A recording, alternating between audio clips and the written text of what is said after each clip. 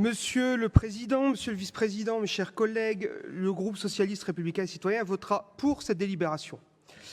Nous soutenons sans ambiguïté l'idée que le département doit développer une politique forte de soutien à l'investissement du bloc communal, même si nous ne partageons absolument pas votre méthodologie d'application. Et je vais vous faire part ici de nos réserves. Je serai nécessairement plus bref que les années précédentes, puisque la programmation ADVB-PTS 2025 n'est plus un point principal de l'ordre du jour de cette plénière, comme c'était le cas auparavant.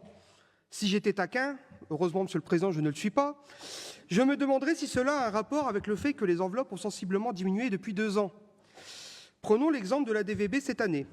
Il y a quelques mois, vous justifiez la baisse de l'enveloppe par une hypothèse simple. En année préélectorale, moins de dossiers seraient déposés par les municipalités. C'était une considération de bon sens.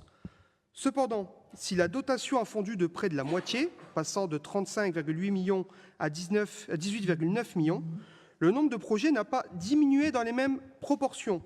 2024, 292 projets soutenus pour 35,8 millions d'euros. 2025, 233 projets retenus pour 18,9 millions d'euros. La question s'impose.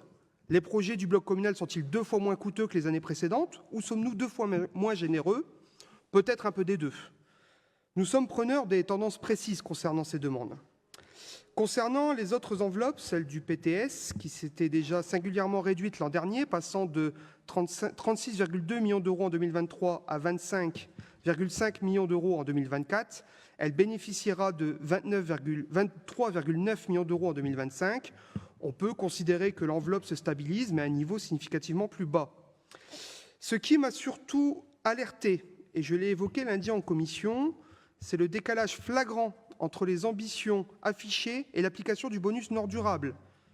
Des projets qui, par leur nature, devraient cocher toutes les bonnes cases de la transition écologique sont tout simplement ignorés par cette bonification.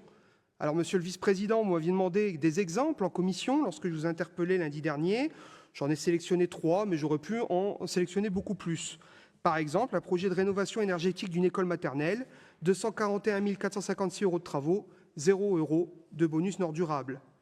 Une autre commune, modernisation de l'éclairage public vers une transition énergétique durable avec l'installation de LED dans diverses rues de la commune. C'est l'intitulé du dossier.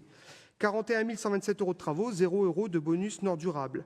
Une autre encore, redynamisation du centre-bourg pour une renaturation et mise en accessibilité des déplacements doux, 431 617 € de travaux, 0 € de bonus Nord durable.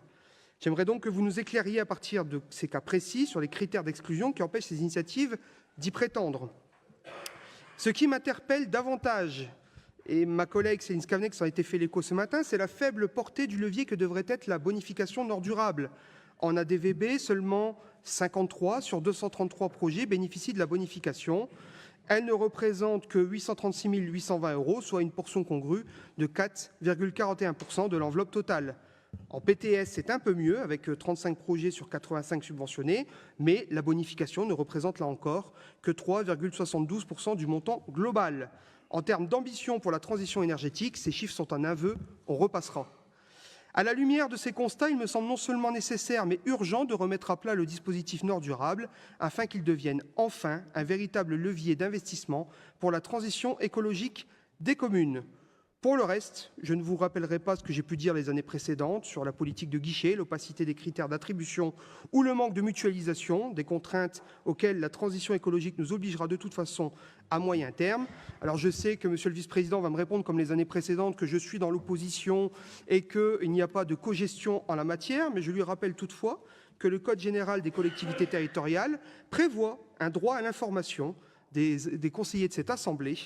Et donc, je me demande s'il faut que je saisisse la CADA pour avoir les éléments que je demande régulièrement, à savoir les dossiers non retenus, les grilles d'évaluation. À chaque fois, je n'ai eu que des fins de non-recevoir. Je vous remercie de votre écoute et des éclairages précis que vous voudrez bien nous accorder, en particulier sur le fonctionnement et l'avenir de la bonification Nord durable.